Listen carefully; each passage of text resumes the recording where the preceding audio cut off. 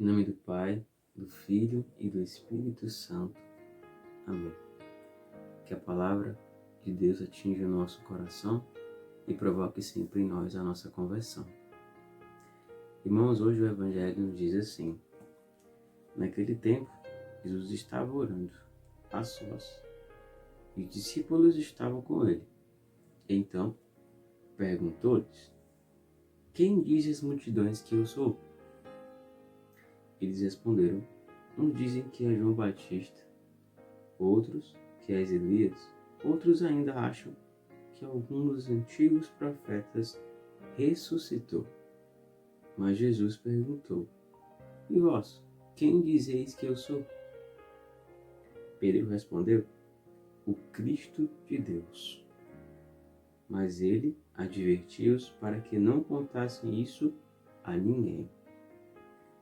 E explicou: é necessário o Filho do Homem sofrer muito e ser rejeitado pelos anciãos, sumos sacerdotes e escribas, ser morto e no terceiro dia ressuscitar.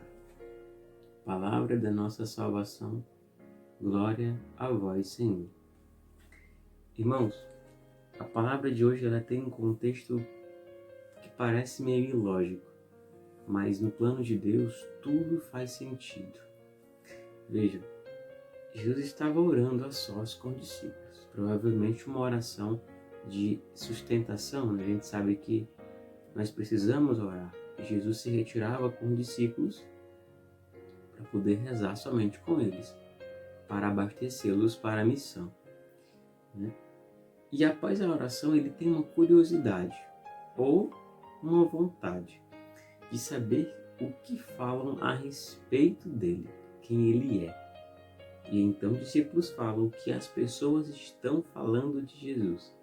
Vejam, a diferença entre aquilo que falam e aquilo que realmente é. Por isso que nós devemos ter o cuidado aqui, né? No campo da igreja, no campo de Deus, no campo do serviço, no campo da vida com Deus, muito se fala, mas a verdade está no coração de quem crê em Cristo. Falavam que ele era Elias, outros João Batista, alguns profetas que ressuscitou dos mortos. Cristo não quer saber disso. O que ele quer saber? Ele diz: e para vocês, quem eu sou? Veja, o que importa aqui é quem Cristo é para nós, não o que pensam de Cristo em relação a nós, né? Não o que pensam de nós, não o que pensam de Cristo, mas o que de fato Ele é para nós. Deus sabe do seu coração, se é isso que interessa. Por isso que essa frase ela vem ressoar aquela frase de Santa Teresa d'Ávila, né? Eu sou o que Deus pensa de mim, porque Deus não vai escutar os outros. Ele vai escutar você e sentir o seu coração, porque Ele quer saber quem é Ele na sua vida, para você. E Pedro responde: és o Cristo de Deus. E Jesus proíbe, né, severamente que eles dissessem isso, porque seria um escândalo e provavelmente iria antecipar aquilo que deveria acontecer. Depois disso, ele disse uma frase que parece ilógica. É necessário, vejam, a palavra é necessário, é preciso. Tem que acontecer o quê? O Filho do Homem sofrer muito, ser rejeitado pelos anciãos, sumos sacerdotes e escribas, ser morto e no terceiro dia ressuscitar. Isso parece lógico, irmão, vai contra a razão humana. Um homem daqueles, tão ungido como Jesus é, santo, poderoso, dono de tudo, fez tantos milagres, tantos sinais, sofrer, morrer. É necessário que isso aconteça, né? Mas vejam, os planos de Deus são diferentes dos nossos. Por que era necessário? Para a nossa salvação, obviamente, né? Porém, vejam, humanamente falando, é algo ruim. Sim. Mas Deus, ele sempre vê no sofrimento uma oportunidade de salvação. Por isso que você que sofre não deve se achar perdido. Muito pelo contrário. Após o sofrimento, meu irmão, vem a tua salvação. Vem a graça, vem a bonança, vem a cura, vem a maturidade, vem o crescimento espiritual na oração. Vem a pureza, vem a unção. Porque é pelo sofrimento que os filhos de Deus são elevados ao céu. Jesus disse que os humilhados serão exaltados e que os últimos serão os primeiros. A lógica de Deus, os planos de Deus não são iguais aos nossos. Talvez para você queira uma vida mansa e tranquila. Mas a vida com Deus é uma luta. E quanto mais batalhas eu vou vencendo, mais santo eu fico, mais puro eu fico, mais ungido eu fico e melhor eu estou para o meu Deus. Porque o sofrimento, na lógica de Deus, purifica o homem, né? Deixa o homem mais...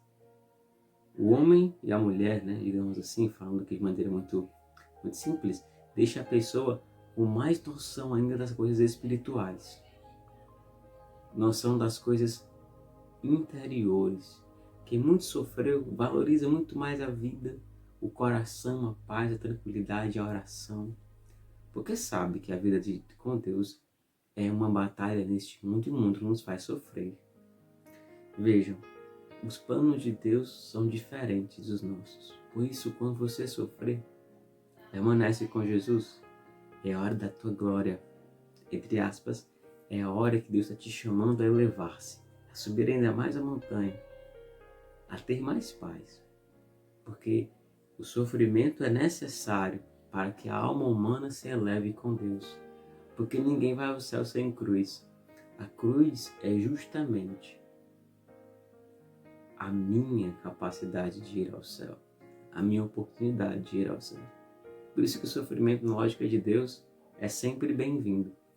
Não sofremos por causa de Deus, óbvio, mas Ele nos ensina a amá-lo no sofrimento e dali tirar a nossa santidade. Os santos, os mais santos, se você olhar na história da igreja, São Pio, São Francisco, muitos sofreram. Por quê? Para muitos se santificarem. A resposta é essa. E lembre-se, você é o que Deus pensa de você.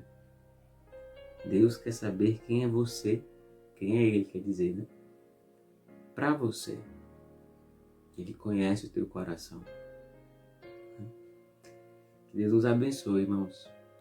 Que Ele nos dê a graça de entender, aceitar e muito mais viver os planos dele na nossa vida. Em nome do Pai, do Filho e do Espírito Santo. Amém.